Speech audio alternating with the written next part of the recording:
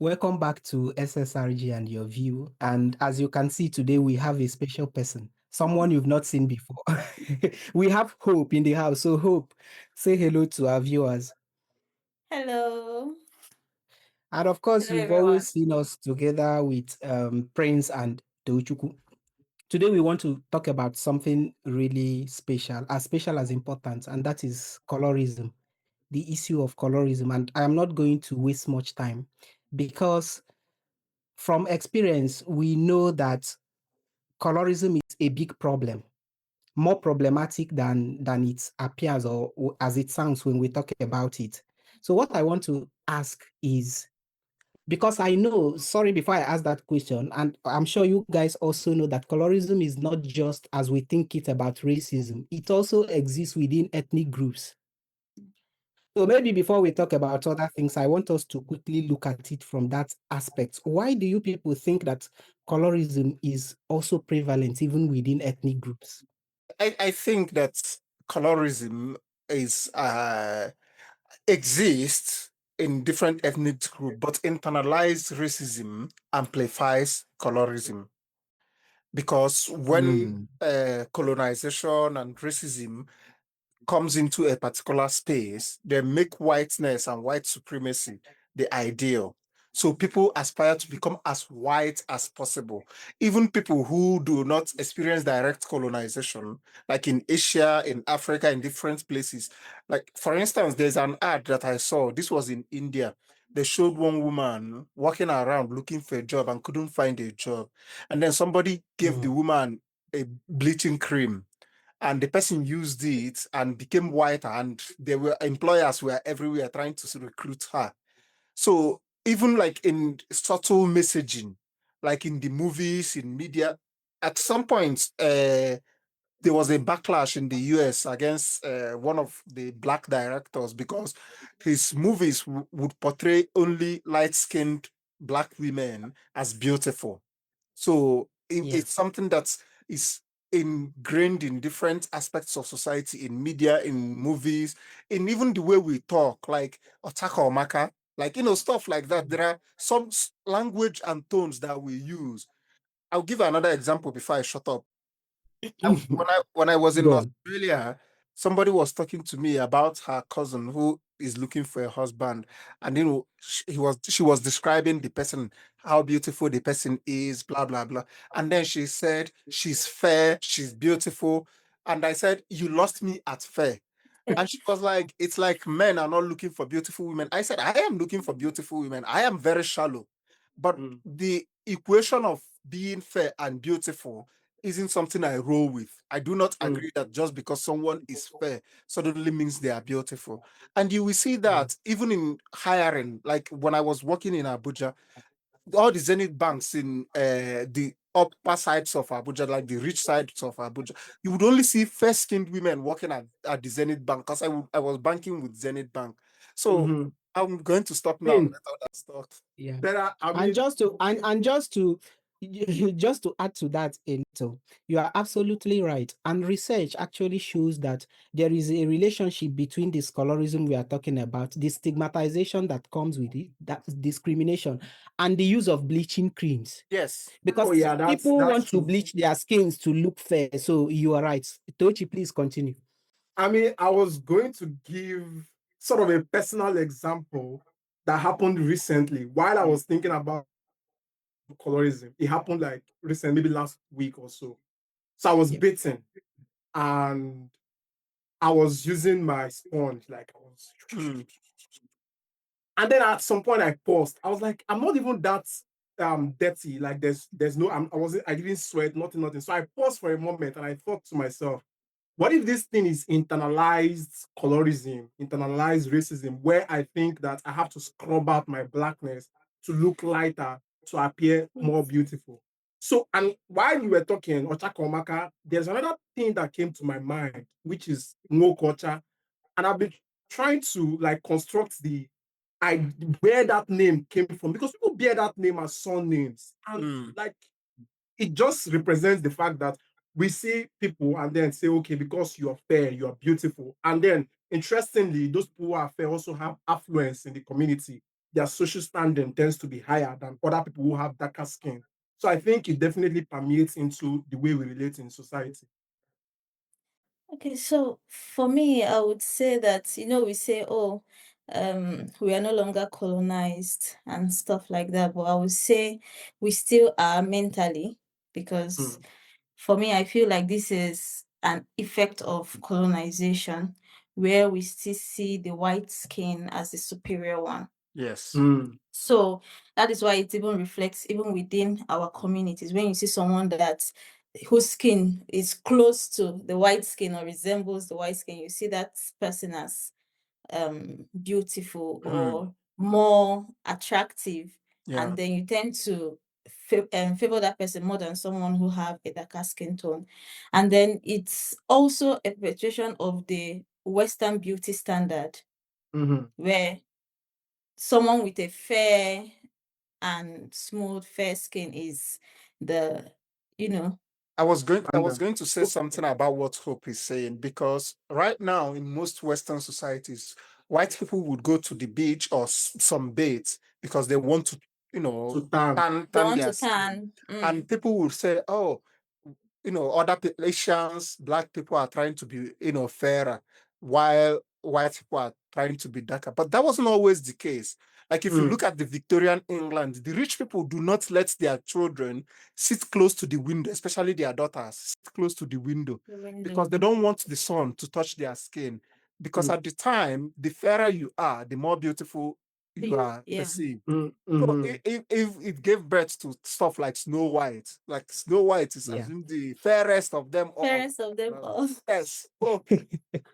So it's not that white people have always not cared about being as white as possible. White. They have, and they Yeah. transmitted Yeah. it to all their colonies.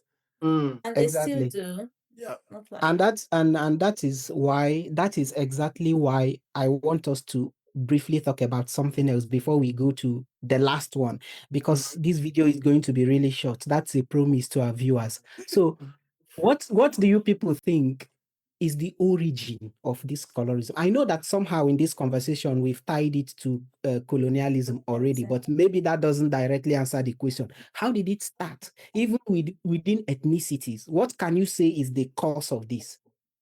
I think Prince has mentioned it, that racism, like it started from racism. And if you look at particularly the American history from chattel slavery, where at some point in history, people were trying so hard to prove that the whiteness was supreme Yeah. compared to other skin colors. So that bettered discrimination against people of other skin color that are not white.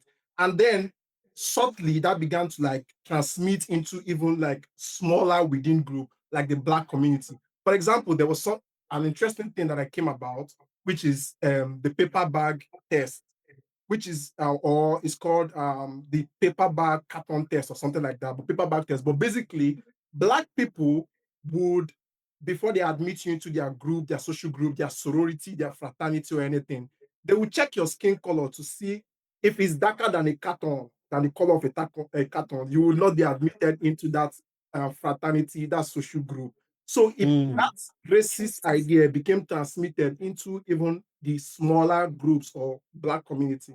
What I wanted to say is that if you want to conquer a group of people and exploit them, the first thing to do is to humanize them, make them less human as possible. So when the Europeans wanted to do colonization and enslavement of black people, their whole idea was to establish that the black skin is inferior to the light skin. So once they have dehumanized black people, they can now buy and sell them and use them for slave labor and exploit their countries. Even till now, like sometimes you would see it in the media, like subtle messaging that you would see that they dehumanize. Like what if you look at what is going on in Palestine and Israel, like you would see how they humanize Palestinians to, you know, make it seem okay with what is going on there, right? So I think that is the number one thing. If you want to, kill indigenous peoples or exterminate them, the number one thing is to dehumanize them, make them less human as possible. And if you look at Yeah. a lot of studies that was done by Europeans at the time, they were hell bent on arguing that white people are evolved to be more intelligent and more hard work and have more strength and stuff like that. So Mm. all those things were designed to show or to argue that the black skin is inferior. So there was this story about this black guy in the US before Muhammad Ali, who was the world heavyweight champ, who was the heavyweight champion, but he wouldn't fight white people because they don't let white and black people fight in the same ring for boxing. So, but at some point, one white person agreed to fight him, and he beat the shit out of that white person. All the white people lost their mind because the messaging has always been that black people are inferior to white people. So seeing a black man fighting white boxers and beating the shit out of them didn't resonate with their whole concept of thinking. The same way, some people, Yeah. if you as a black person, if you are exceptional academically or intellectually, they would find ways to demean your achievements or what you have done. Like recently, it's what the whole EDI argument and all whatnot. Like they would say you Yeah. got a scholarship or you got hired because of EDI and stuff like that. So it's Yeah. about demeaning that black skin. You talked about dehumanizing people before you begin to suppress them. You Yes. need to make people feel inferior before you overtake them. That is true because research evidence actually shows that the colorism we are talking about, you know, like colorism within ethnic groups, right? Not from the larger racist perspective we look Yeah. at it. It's like the self-fulfilling prophecy of the labeling theory. These white Yes. scholars argue, like they try to define the reason why colorism exists within ethnicities, and they say it's just like that self-fulfilling prophecy where you accept what somebody makes you feel like. Mhm. Mm-hmm. So we already accept that our own skin color is inferior to that of the white. Unfortunately, Hope, you wanted to say something. Please continue. Yeah, like just as Prince said, he said if you want to conquer people, you dehumanize them. Like for me, I would say that if you want to conquer someone, you penetrate their minds. Because now we're talking about this not just from the white black perspective, even among blacks, Mhm. we see this issue of colorism.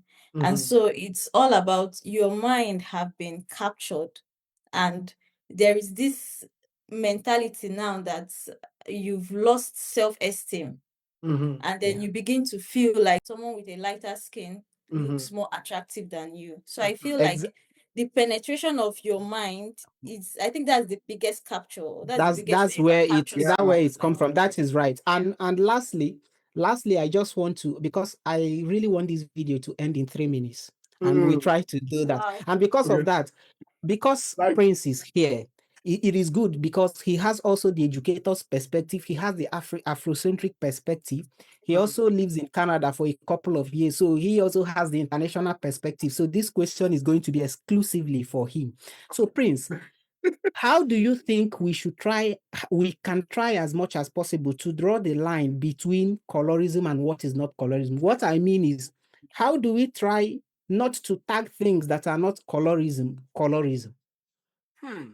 That's interesting.